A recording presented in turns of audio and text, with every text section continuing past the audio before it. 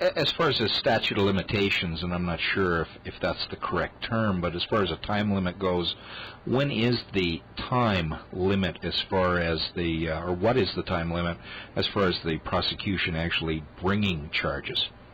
There is no time limit put on that.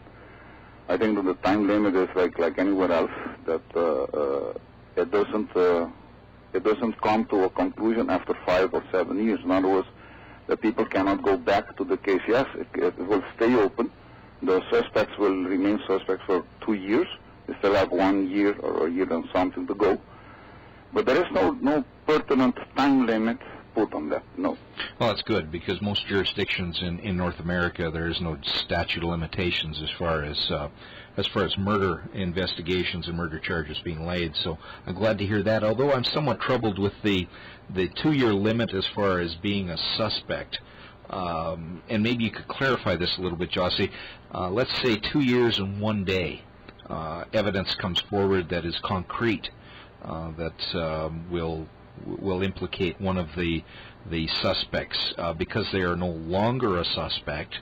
How does that affect the case? But because they're no longer a suspect doesn't mean that when evidence comes up they cannot rearrest them. Of course they can. Okay. I mean, the 2-year limit is put on these cases so that these guys can be, without any problem whatsoever, be brought in with the same body of evidence that already exists, and they don't have to get any additional evidence. But after 2 years, if evidence comes up, of course they can rearrest them. Okay. So basically, and these are questions that I may know the answers to, but I want to clarify for my audience that after 2 years, that doesn't mean anyone's off the hook. It just means that they need direct evidence in order for them to bring them in again, I guess, for lack of a better term. After 2 years, yes, that would be the case. Now here's a difficult, well, maybe you won't find it difficult, but here's a question. I want to talk a little bit about the media in Aruba, and in particular Julia Renfro. Now, is it fair for other media outlets, myself included, to and I've had Julia on the show, to speak about her and as far as her investigative reporting and any biases that go either way, and the professionalism thereof. Jossie, could you comment on Julia? We're hearing that she's writing a book, some of the bad reports that have come out, and is there any other cases of media in Aruba that just should be brought forward as far as bad reporting goes? Well, I can't comment on a colleague directly, but I'll say this much: she's been proven wrong many times before in statements that she has made, and I don't know why she's writing a book, with what purpose or what objective she may have with that. The best thing she can do is just report the facts as they are, and not be that negative as she is against the family now. Yeah, and I didn't expect you to comment directly as far as a colleague, a media colleague from Aruba goes, but you know, the media in general. Where do you think now that the television cameras, I'm sure, aren't in Aruba as much as they once were? The story we're trying to keep alive as much as we can to help the family get closure, but it's not as reported as much as it was.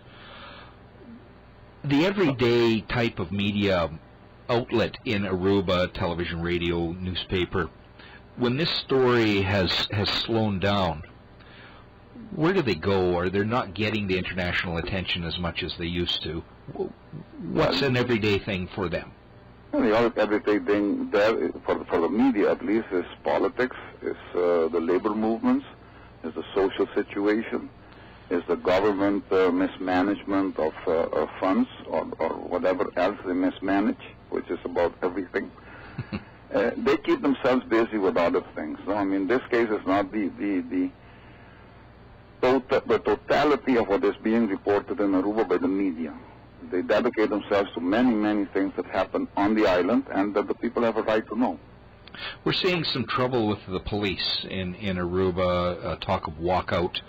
Can you comment on that, Jossie? Of course, they walked out Friday, and then the judge ordered them to reintegrate themselves.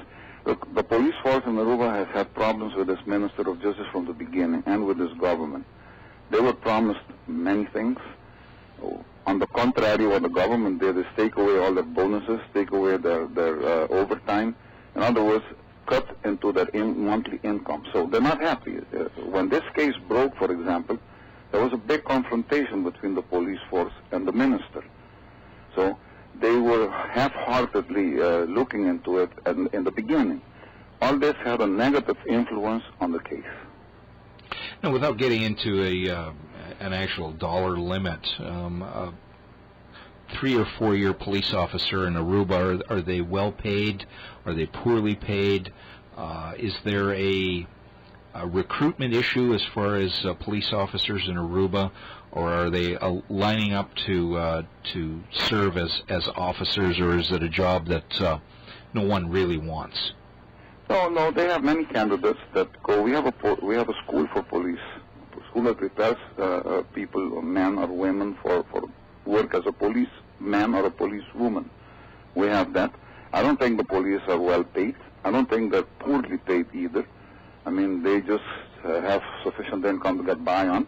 I think they deserve much better, like they do everywhere else, because they're the middle road that we have between what is good and what is bad. Yeah. They are the ones that take all the risks and have to do all the investigation in dangerous situations, so they have to be paid accordingly. Yeah, for sure, and well said, and take the heat. Let's see here. I'm just trying to go through some of these questions. I've got the same question about 15 times here. People are looking for your Dario articles in English. Is that possible? We are working on a program in which we can do most of the articles in English and put them immediately on the internet. We are working on that. It's not easy. We have to get the right people that can translate, because I've seen some translations done in the U.S. here of our articles, and it's horrible. I mean, they use computer programs to translate. You can't even understand what they're saying. Okay, I can understand, because I've seen some of these translation programs, and they don't work very well. Here's a follow-up to the discussion you and I had regarding the rocks and painted and finding the body of the young boy. It says there was never one story posted about this in Dario, Amigo, Bondia, etc. No one ever reported that a boy was found dead when they were all looking for Natalee Holloway. No American mainstream media reported on this either. How can that be? Was this a case that came forward and just ignored Jossie because of the Holloway investigation, or was it reported? I think it was reported. At least I read it somewhere in the diary during those days, sure. It was reported. It wasn't reported in details, because like it is their habit, the police force or the prosecution don't give out much details. They try to keep everything secret while they're investigating whatever they're investigating, and at the end, maybe, when the case goes to court, then we find out the details. That's why we have, as reporters, we have to go out in the field and dig ourselves for all the answers. Paulus van der Sloot apparently had a letter from Natalee that he was going to turn over to police, or at least this was what was reported at one time, and of course that would have her DNA on it. Any comments on that, Jossie?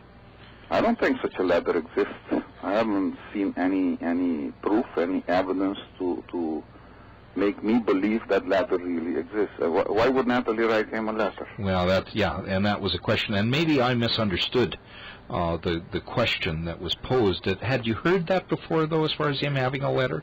Oh, yes, we've heard that. We didn't pay any attention to it because it's just nonsense. Okay, yeah. Carlos. There's a Carlos that's been in custody for 5 weeks, and I've got a question mark